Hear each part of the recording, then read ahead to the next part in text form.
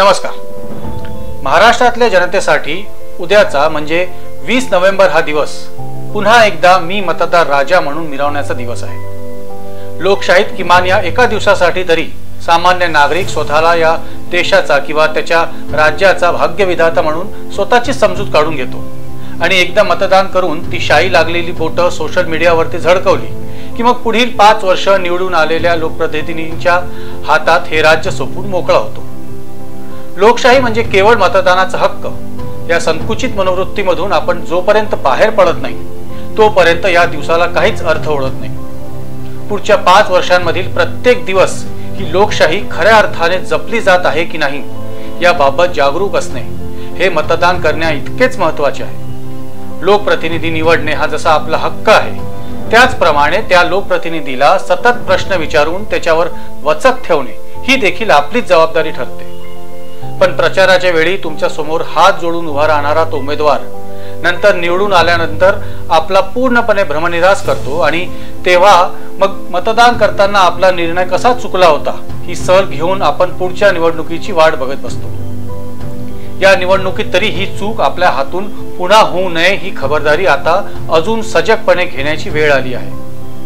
मतदान करताना सामान्यतः प्रत्येक जण उमेदवाराची जात, धर्म किंवा एखाद्या विशिष्ट पक्षासोबत असलेली बांधिलकी बघून आपले मत टाकतो. पण यावेळी मात्र परिस्थिती असामान्य आहे. या राज्याने यापूर्वी कधीही बघितली नव्हती इतकी सामाजिक, आर्थिक आणि राजकीय उलथापालथ गेल्या 5 वर्षात प्रत्येक नागरिकाने अनुभवली आहे. या असामान्य परिस्थितीमध्ये आज महाराष्ट्र असताना आपले मतदान करण्याचे निकष देखील सामान्य असून भागणार नाही. आज तुम्ही ज्या उमेदवाराला मतदान कराल तो उद्या निवडून आला तर राज्यात कुणाची सत्ता येण्यास तुम्ही हातभार लावत आहात याचे भान या निवडणुकीत ठेवणे हाच एकमात्र निकष यावेळी असायला हवा.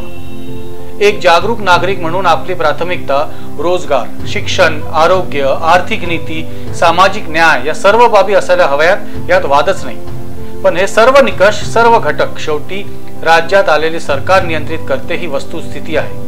आणि म्हणूनच आज मतदान करताना राज्यात तुम्ही कोणाची सत्ता आणत आहात याची तुम्हाला पूर्ण जाणीव असणे गरजेचे आहे. गेल्या 5 वर्षांमध्ये महाराष्ट्राची स्वतःची अशी एक पुरोगामी राज्य म्हणून ओळख जाणीवपूर्वक पूर्णपणे पुसून टाकण्यात आली आहे. धार्मिक कट्टरवाद, असहिष्णुता, सामाजिक आणि आर्थिक अन्याय या सर्व विघातक तत्वांनी महाराष्ट्राला पोखरून काढला आहे.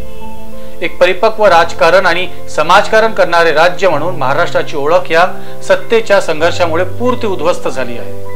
राज्यात असलेले सत्ता पक्ष या अधोगतीला कितपत कारणीभूत आहेत याचा एक सुजाण नागरिक म्हणून आपण प्रत्येकाने पक्ष बांधिलकीच्या पुढे जाऊन विचार करायला हवा.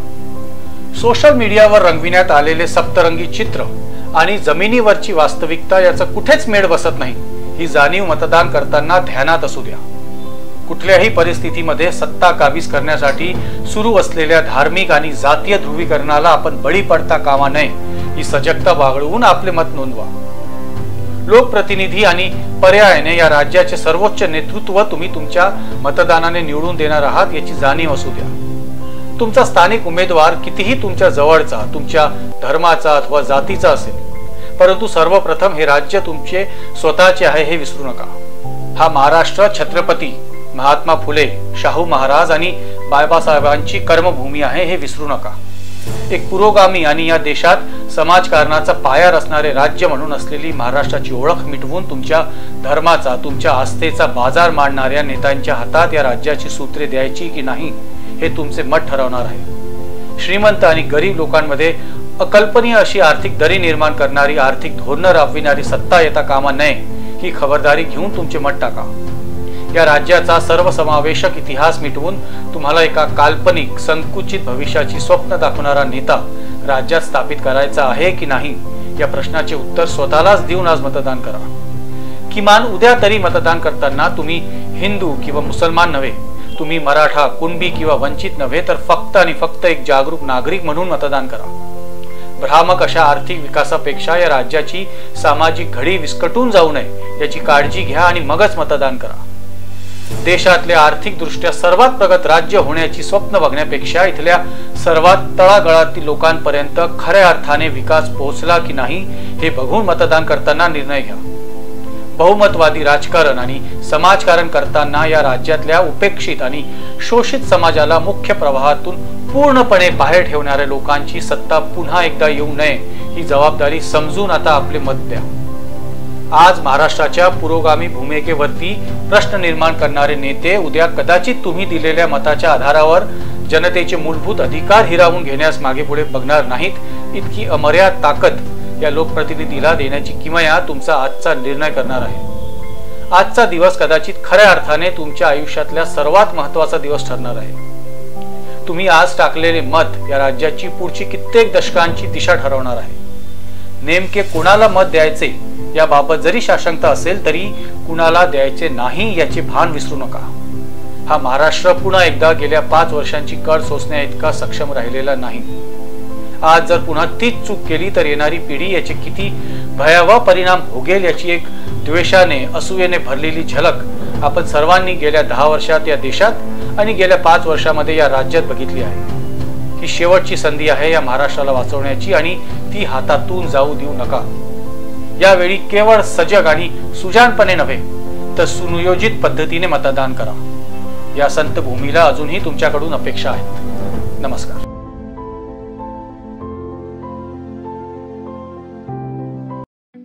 ठळक घडामोडींसाठी देशोन्नती न्यूज चॅनलला सबस्क्राइब करा आणि बेल आयकॉन प्रेस करा। मुंबई, पुणे, नागपूर, मराठवाडा असो का विदर्भ, राजकीय, सामाजिक, शैक्षणिक क्षेत्र असो का क्रीडा, सर्वच घडामोडीचे विश्लेषण पाहायला विसरू नका। फक्त देशोन्नती न्यूजवर।